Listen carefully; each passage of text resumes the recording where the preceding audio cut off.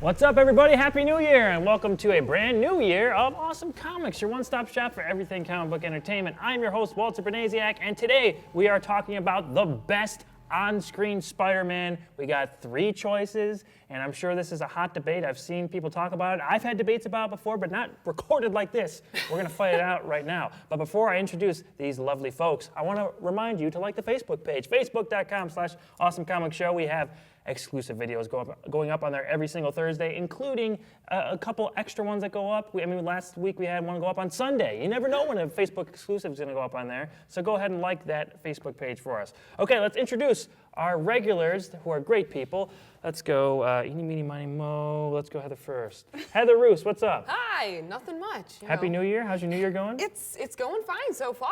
Is 2017 better than 2016 for you so far? I didn't hate 2016 I didn't because I got either. married, so Right. it was kind of nice. Right. A lot of people hate on a year, but it's a period of 12 months. Maybe you should, look at yourself a little bit. Okay, we're going to go to Ayana Wade. What's going on? Hey, what's up? Just insulted the whole audience. What's going on? It's cool time's illusion anyway, so It's not even a lie. It's true. Are you ready to defend your Spider-Man? I am ready to defend my Spider-Man. All right, great. And I am as well. So let's just jump right into this. We're going to go with the guy who played Spider-Man in the first big motion picture first, and that is Tobey Maguire. And Ayana, you have Tobey. Yeah. So what do you think? The OG. Why is he the Tobey best Maguire. on-screen Spider-Man? Well, I think he's the best on-screen Peter Parker. Okay. You really buy into the geeky loner photographer in high school. And I know out of them, he's the oldest one, so I understand now that the other guys kind of fit age-wise, but as the first one, I think you really fit Peter Parker. He was really awkward and just really fit Peter Parker until he gets in the mask and then needs this mask because he kind of fits in somewhere. He finally finds like his calling and he has like a responsibility to the mask. Right. So it's really nice to see the separation of why he needs to be Spider-Man. Not only because he has this responsibility, but because from a selfish standpoint, he needs to be Spider-Man to actually be someone. Yeah, I think we see that a lot in the third movie. In Spider-Man 3, we see that he kind of needs Spider-Man because people start to like him. Yeah. So he kind of lets that, get in his head and he kind of becomes a little cocky. Which is kind of one of the reasons why I don't like that movie, because I don't think Peter really lets things get to his head like that. But Sure. But for the Maguire Spider-Man, that's what happened. I agree with that for sure. Right, and I think in the second one as well, we kind of see the importance of being able to of having to give up the idea of a normal life in order to be Spider-Man. It's a sacrifice that he has to be a hero. Yes. Like he has to be. He doesn't really have the choice, but there is almost a selfish bit to it that he pulls from as well. Right. Yeah, so, with great power comes great responsibility. I was waiting As for how we long, so are we're about 3 minutes in, reminded if you're all the waiting for time. that. Yeah, if you're waiting for that line, 3 minutes in, folks. We got to it for you. I tried to wait as long as possible, so. Good But job. it did have to be brought You up. held out for as Yeah. long as you could. Also, as Spider-Man, we get some really, really great long action sequences in all the movies. There's some really, really, really great action. It helps to have a really good stunt double. Sure. But CG Who counterpart. would not as be usual? Tobey Maguire? Ooh, that's true. right, If we're making that argument. it's a stunt double. Though. But it's a As double for his him. That's true. Spider-Man, yes, it counts. When you break your back and you need a stunt double, you do did. what you gotta do. Right, he Yeah. did break his back. Seabiscuit, man. Yeah. I remember the rumors about Jake Gyllenhaal was going to take over for him. Do you remember that? Because they look similar. Right. At the time, I was like, Jake Gyllenhaal. But now, after seeing like Nightcrawler and Prisoners and all these other movies come out with, I'm like, Jake Gyllenhaal. Yeah. He could have done Yeah. Why didn't we do this? Yeah, why guys? didn't we do that? It probably would have been better, honestly. You're behind. I know, I'm in like 2004 right now, but that's okay. Right. Really quick, what did you think of his relationship with Mary Jane? I will say on a positive side, we got one of the most epic, most iconic on-screen kisses of all time. Oh yeah, I yeah, would the argue. upside down There we kiss go. in the first So movie. I don't actually really like their chemistry on screen very much. And compared to others who are actually couples in real life, it pales in comparison. Sure. However, that on-screen kiss. kiss is one of the most iconic kisses of all time. Name a more iconic kiss. I'll wait. How about Daredevil? Season 1? As Oh, wait, is that iconic- 2? 2, wait. I thought you were saying Daredevil, like No. the movie when he Hell sees no. the rain bouncing off her. No! Jennifer Garner. Exactly. Don't even know which kiss. Spider-Man, you know exactly what kiss. That's Say true. Spider-Man kiss. No, you're That's right. true. You know No, exactly what kiss you're talking exactly. about. That's a good point there. That was the one moment of the chemistry that really worked. Right. Okay, I got you. Otherwise, he's a little creepy with Mary Jane sometimes. Right. That's his Peter Parker. Right. You know, we can go back to Spider-Man Super 3 creepy. dancing weird and all that. We could go there anytime. I am not even gonna try to And defend that whatsoever. there you go. You can. It's undefendable. No. Strap on in. Strap on in for Andrew Walter's Garfield. very excited if you couldn't tell. Yeah. He's got opinions. Yeah. Well, okay. So I've had this argument with a few family members, like a lot of friends, about this. So the general opinion that I've seen, that I've experienced, is that people like Andrew Garfield as Spider-Man, but they hate his Peter Parker. I like both. Okay. I think that the authenticity in his performance in both movies, even though the second one I rewatched last night and I was like, this kind of sucks, except for like the Gwen and Peter stuff and a couple other more human elements of that movie. But yeah, I just think that he's not like the stereotypical Peter Parker. He's not like the nerdy guy. I mean, and everyone sort of says he's that he's just like a skateboard cool kid. He is though. Yeah. I mean, like, he kind of is. They had to but- make him hipster because he's not a geek. He's too jockish. to, Right, but like, pull he's off the- still like a loner, and he's still like kind of clumsy and stuff. And I think that's more of a well-rounded performance. That's more of like what a real person is. There's not a lot of people walking around like, oh, my books fell over, whoa, and that all crap. You did not know me, and I have No, but that's not like, I think that's a stereotype. I don't think that exists all that much in the real world. And I think that Maguire in the first movie kind of played that pretty well, but as those movies went on, they tried to make him weirder. Yeah. And the difference between him and Spider-Man was greater and to kind greater. of buy into the trope. Right. Mhm. I think with Maguire, when he was outside the mask, he was this certain character, and then when he was in the mask, there was no connection whatsoever. And yeah, I thought that was a weakness in his performance. Where Garfield, I mean, he is kind of a smartass as Peter Parker. So He's when kind of a jerk he's kind of a jerk, but a sometimes. great When he jerk. first gets his powers and yeah, he right. You're right. embarrasses that bully on purpose, I was I like, kind of oh, love this that though. I is- kind of love that. I mean, because you only can take so much of that stuff before That's He's and he's also a kid. He's standing up for people before he gets the Right. costume. Yeah. Too. Exactly. Yeah, and he's hunting down Uncle Ben's killer, which is like a more of a personal Yeah, vendetta. he's got for like him. a revenge thing. Yeah, exactly. So yeah, he definitely took some liberties with the character, but he made it his own, and I think that's more than what Maguire did. I think that he tailored it more to his personality, and I think that shows in his interactions with the other characters, especially with Gwen, with Emma Stone, who might be even better than Garfield in these movies. She's great. She's Oh, absolutely. amazing. I love Emma Stone. Yeah, Emma Stone is great. Just a great actor in general, and her chemistry. Obviously, they were dating at the time of 1 and 2, or at least in 2. So that chemistry between them and the interactions and just their conversations feel so real. And I think that she improves his performance so much because we see what he's fighting for and what he's losing and what he's so conflicted about the entire time is especially in the second one, is if he should be with her because he made that promise to Dennis Leary, who just shows up. That's weird watching that second movie again, where he just kind of, I laughed like out loud when I saw that yesterday because I don't remember him just like popping up. So like Peter like turns around and then Dennis Leary's just there like stone face, just looking at Peter, and I like cracked up every time he showed up. But the point they were trying to hammer home is his responsibility, and that weighs so heavy on him. And you see that, I think, in other aspects too. Like with Uncle Ben in the first one, I thought that relationship was great, and the anger felt very real. And at the end of that movie, when he listens to the voicemail, I did tear up a little bit at that because that's a very real emotion I think that people kind of go through when you lose someone suddenly like that is that if you have anything around you that connects you with that person, you try to identify with that and make sure you don't forget them. And listening to a voicemail at the end, and it was an inspiring sort of speech that he had, was perfect. And I loved his reactions to that. Also his interactions with Aunt May, Sally Field. I thought Sally Field was a good Aunt May. Yeah. I know her herself, especially in the second movie, she kind of trashed it and was like, you can't, she said like, you can't stuff 10 pounds of shit into a 5-pound bag, was I think her quote. I'm pretty sure that's what she said about the second movie.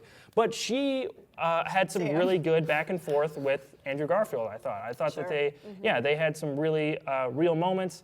And Garfield had these little ticks and stuff that you could tell he ad-libs little things here and there that make his performance just feel like a real person.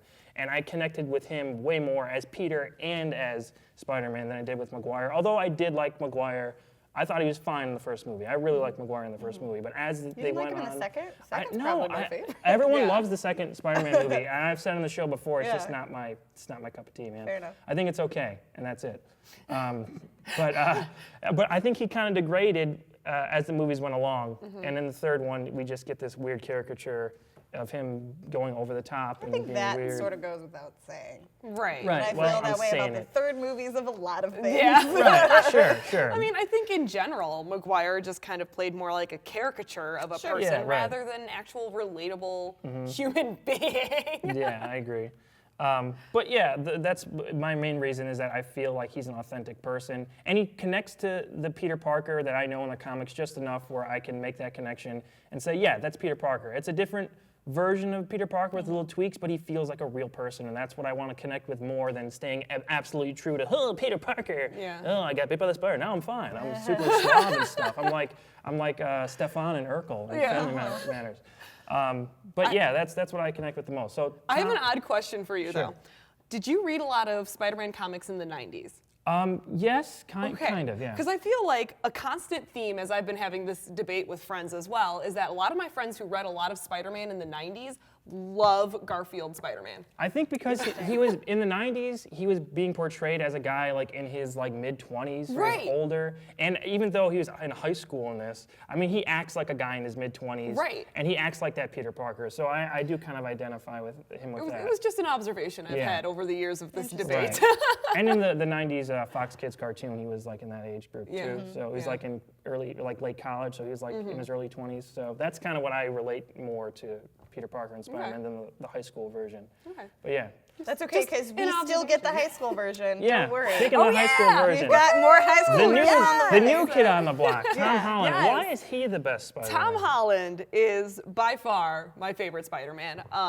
Because I've said it on the show in the past, I'm not a huge fan of Spider-Man, but I just really loved Tom Holland in Civil War. And Yeah. for like the first time in my comic book love and life, I'm actually excited to Comic book see love. A Spider-Man a Spider-Man movie. Like Right, I the could not trailer's wait great. to see Homecoming. The trailer's great. I was not excited to see any of the other Spider-Man films. I actually just watched The Amazing Spider-Man for the first time Right. last night. Yeah. Don't You kill thought it me, was okay Internet. Follow though. Heather I on thought I Twitter. did. if You want kinda to see like her it. play did. like I that. was surprised by how much I like it because Yeah. I had seen the second one and hated it, but Yeah, not you the can't first watch one. that second one first. Paul Right. Giamatti is a rhino. What the fuck? I don't know what's going on. There's with so that. many questions. Go, But ahead. yes, anyway, Tom Holland. Let's Yes. get back to Yeah, this. get back on track. One of the things I really liked about his performance is that he plays both parts of the character well. Like, I don't mind Maguire's Peter Parker, and I liked Garfield's Spider-Man, but I feel like Holland played a good Peter Parker and Spider-Man, both of them. I like that he also feels like a real high schooler, if Yeah. that makes sense. Yeah. Because like I said, Maguire felt Right. like a caricature, and Garfield felt more like a broody teenager, or maybe someone who was in their late 20s trying to play a teenager and thinking like, well, I was very emo back then and I carried a skateboard, so let's go with that. Yeah. Whereas I feel like Holland has a good mix of being immature and awkward, yet still intelligent and driven. And one of the other things I like about him is that he also still has this innocence about him. Oh yeah. You know, because in high school you still have that, like you feel like you know everything, but you don't. And you still deal in those absolutes that I feel like Holland Spider-Man still does. Like if you're not doing this, then you're the bad guy, but if you're doing this, then you're the good guy. So I like that he still has that, he captures that feel of innocence still with the character. Because he's only been doing it for 6 months. Right. He doesn't have the hardened edge that Iron Man does about the whole superhero business, so to speak. That's what I was going to say. His conversations with Tony Stark in Civil War were great. And it did show kind of his naivete at that point. Right. And yeah, his innocence, I agree totally with that. He has a lot of genuine human interactions. Right, and he feels people. like you said, he feels like a teenager. I mean, he totally feels like a high school kid. And he's definitely the youngest Spider-Man.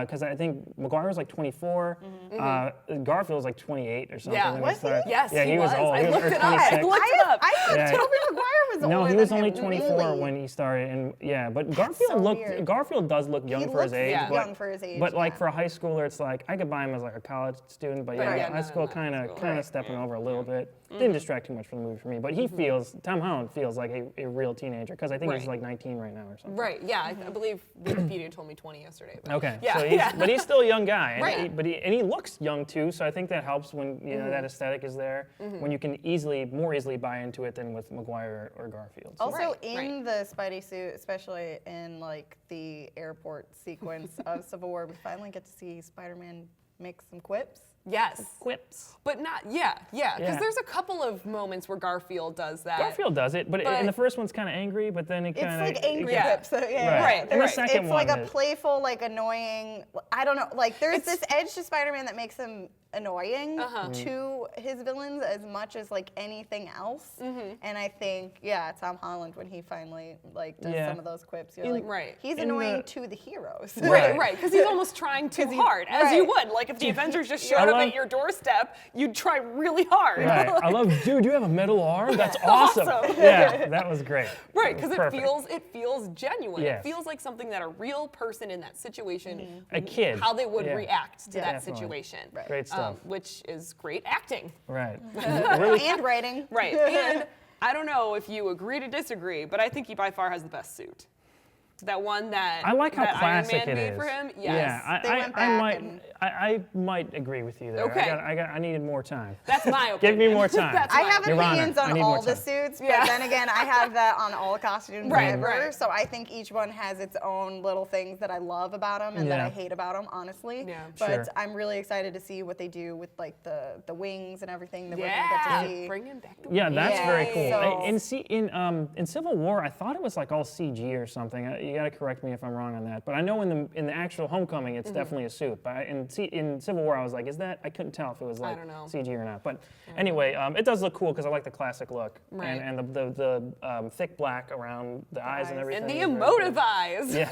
That probably helps too with like the acting aspect of it. Totally moving 'Cause the you really- yeah, absolutely. And I like how they said Tony Stark built the suit kind of. So I mean that's in there. That makes sense. Right. But I like It's how hard they- to emote out of just this. Yeah. Right, Totally. But yeah, okay, we're gonna wrap this up here. I really quickly would like to do a quick comic book pick of the week. And right now I'm reading Spider-Man: Dead No More: The Clone Conspiracy. And spoilers for that if you haven't read it yet, but Ben Reilly has returned. I've been waiting since I started reading comic books for Ben Reilly to come back, and he's back. He is back, not in the role I thought I'd see him in, but I'm willing to give this time to breathe here. He's back. I am so excited to see where they go with it. So check out The Clone Conspiracy. Issue 4 comes out in, I think, 2 weeks from now. So go and check that out. It's really interesting. They bring a ton of characters back who was dead. I mean, that's the whole point of the storyline. So I think you guys might enjoy that. There's a lot of old favorites that come back. So go ahead and check out The Clone Conspiracy. Okay, we're going to wrap this up. Heather, where can we find you on social media? You can find me on Twitter at Heather Roos or Instagram at HRoos. Check her out on there. Ayana? Twitter, Facebook, right here. Snapchat. Snapchat, Chap that snap. something like that. You can find me on Twitter at awesome_Walter. I think I'm going to make a Facebook page because I got a lot of friend requests from you guys. At the max. Yeah, I'm totally maxed out on friend requests. So I'm going to probably make a Facebook page coming up soon so you guys could get a hold of me on there. I'll let you know the link when that comes up. But right now on Facebook, we always have our Facebook page, as I mentioned before, facebook.com/awesomecomicshow. So go ahead and give that a like. Porter put up, he was not here today, but he did put up a video about Batman. I thought it was a little quiet. Yeah. Porter put up a video about Ben Affleck saying that he's not going to do a Batman movie unless the script is right, which is the right call, Ben. So get Porter's thoughts on that by going to our Facebook page. All right, everybody. So until next week, we will return with a brand new episode of Awesome Comics. So we'll see you then, and we'll see you on the next page. Thwip, thwip.